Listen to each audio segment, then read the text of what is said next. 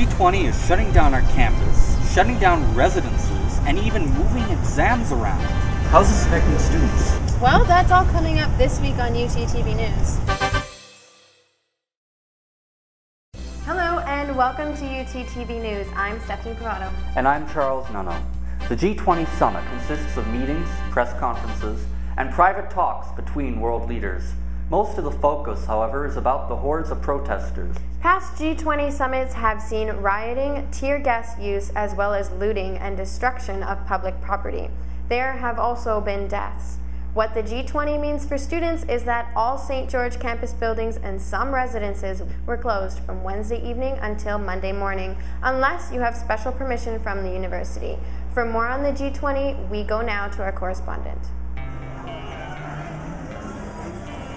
The G20 was just last week, and we covered it over 3 days.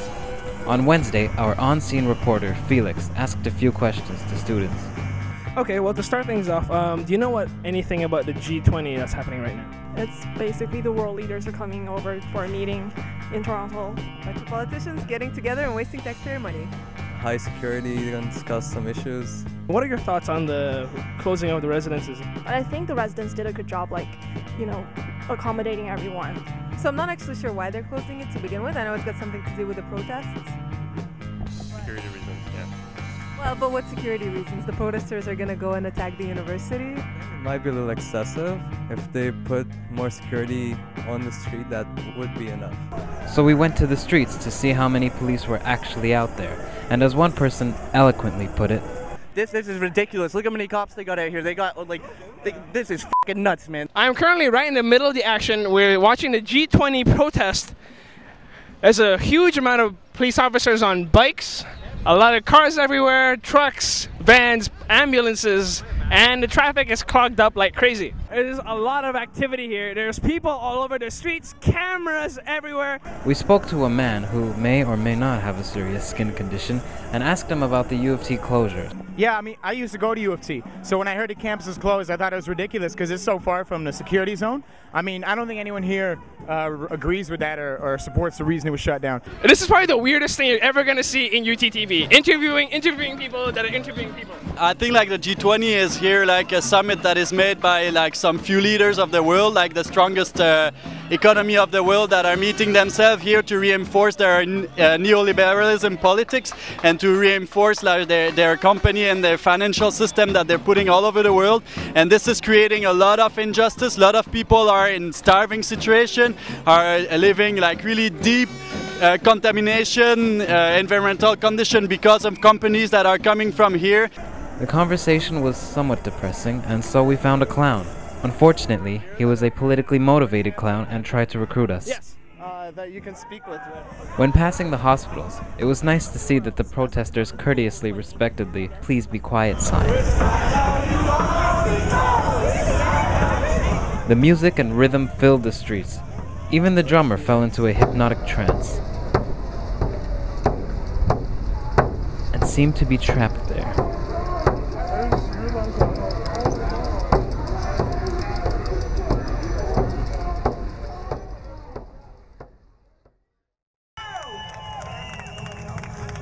The second day started off peacefully, though, like all protests, the inevitable dance broke out, to which we just have one thing to say. If you're gonna dance, please learn how to first. By the way, it may look easy to get the crowd going with the chant, but sometimes no one joins in.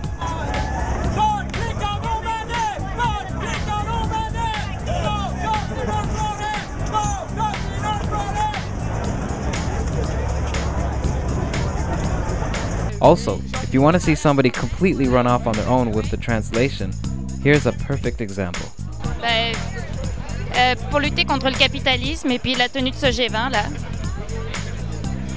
We're marching against the unjust capitalist system that goes on, and also because of the education system that really takes advantage of students who end up graduating and having a whole bunch of debt on them, and that's not the proper way to start your career, your life, being under the table, being under zero. That's not the right way to go. And we're also protesting for human rights and Canada's presence in Afghanistan and in Iraq.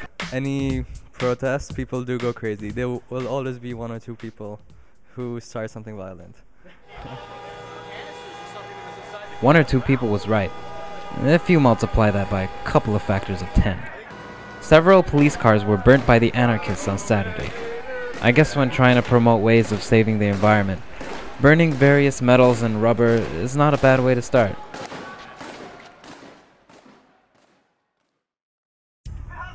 The third day was much more calm, though in Queen's Park we did find Jews yelling at other Jews, but I'm not so sure that's uncommon.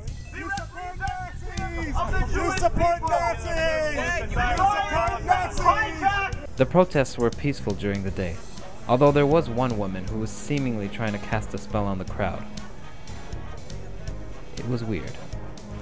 I was stopped and searched twice by the police, which I actually didn't mind since it was the most attention anyone's ever given me in about 3 years.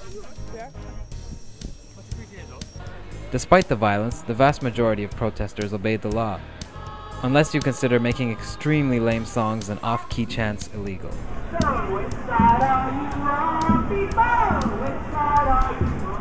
The Black Bloc anarchists destroyed several shops to display their hatred for large corporations. Ironically, in doing so, they gave more business to billion-dollar companies such as Norbord and West Fraser as they boarded up the shattered windows, further contributing to logging. The real star of the G20 was not covered by the mainstream media. No, it was not President Obama or Police Chief Blair. It was, in fact, the man on acid who stole the show. Wowing the crowds with his balancing acts and terrifying them with his stripping. This continued for some time.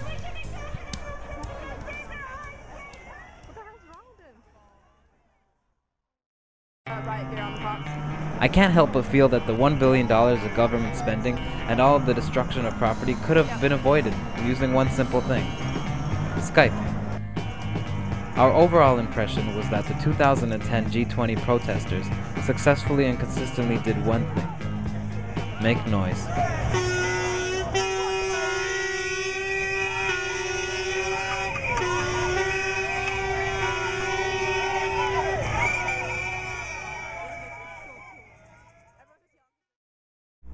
Tragedy struck last month when two highly respected U of T professors were killed in an avalanche that swept through the glacier in Alaska. Andrew Hersenberg and Avner Magan were climbing down an especially steep part of the Ruth Gorge Glacier when the fatal avalanche occurred. Doctors Hersenberg and Magan were energetic, family-oriented men. They were both rising stars of research in their respective fields of renal pathology and computer science. Their deaths are a tragic loss, and they will be held in memory by their colleagues, students, and the university community. Are you tired of cars trying to run you over while you cross St. George? Well, a few weeks ago, the City of Toronto announced it will create 2 pedestrian zones this fall, one at U of T and one at Ryerson. Ryerson? Yes, Ryerson, that college pretending to be a university. The pedestrian zone on campus will see Wilcox Street closed off to vehicles between St. George and Huron Street. The change is expected to take place as early as this fall. Early this summer, a group of U of T students put on a daring theatrical production which sheds light on the complex lives of prostitute women. Our correspondent Min has more.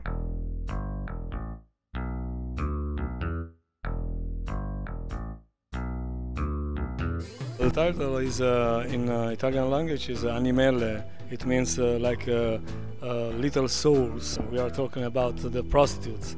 These little flowers that pimp Marco, that I do Marco in this show, is the main character, and used to sell these girls and used to break the dreams that they have of the girls. And this!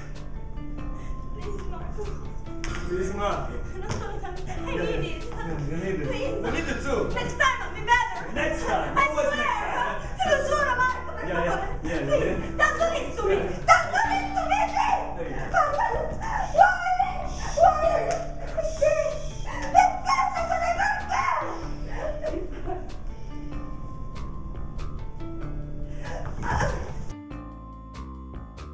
Why? my name is Paola Pizzi. Hello, I'm Giada Barbieri. Hello, my name is Fioan. My name is Antonella Annunziata. So I heard that this play was funded by AGIC. Yeah, this play was sponsored by AGIC. AGIC is an Italian youth organization. It's a good idea to sign up because we have a lot of scholarships and bursaries. Thank you for having us, and this was Mincha from UTTV News. Well, that's it for this week's UTTV News. Keep checking UTTV.ca for more videos, including our sketch comedy and drama series. If you would like to be a part of UTTV, you can join our Facebook or Twitter group.